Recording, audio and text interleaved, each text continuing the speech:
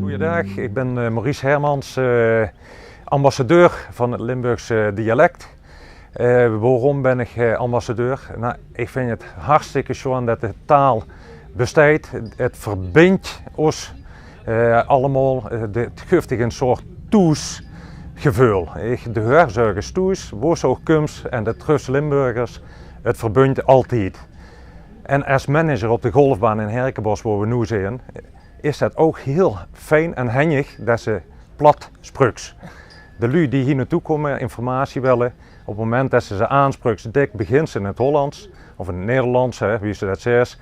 En op het moment dat ze heurs aan de spraak, dat ze waarschijnlijk uit de buurt komen, gewoon nog altijd over op het dialect. En dan zeg ik, goh, spruk je toevallig dialect, want dan gaan we weer in het plat.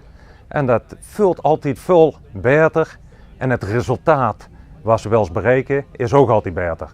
Dus dialect verbindt ons en ik denk dat dat moet blijven.